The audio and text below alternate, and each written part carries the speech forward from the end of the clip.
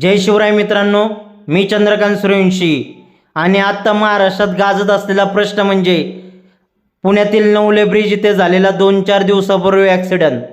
तुम्ही बघू शकता किती भयंकर ॲक्सिडेंट होता, कारण डिवायडर तोडून ही वाहनं पलीकडे गेली होती.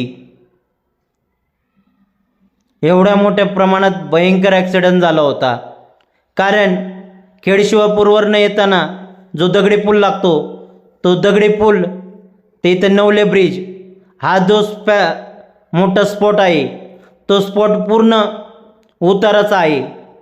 खरं तर ज्या उपाययोजना करायच्या आहे त्या ह्या स्पॉटलाच झाल्या पाहिजेत. तुम्ही बघू शकता किती भयंकर हा ॲक्सिडेंट झाला होता. हा पूर्ण सर्व्हिस रस्ता आहे बाजूचा.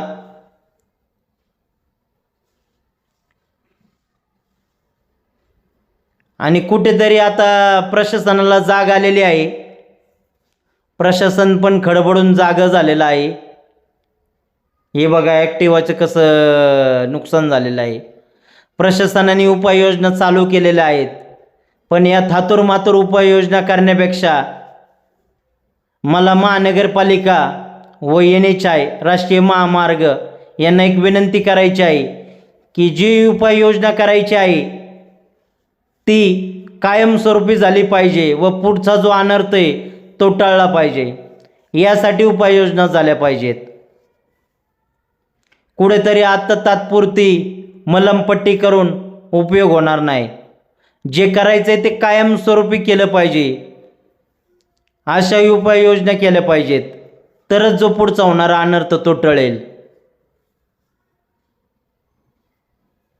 आणि इथं जो नवले ब्रिजला लागलेला डाग आहे तो कुठेतरी पुसेल.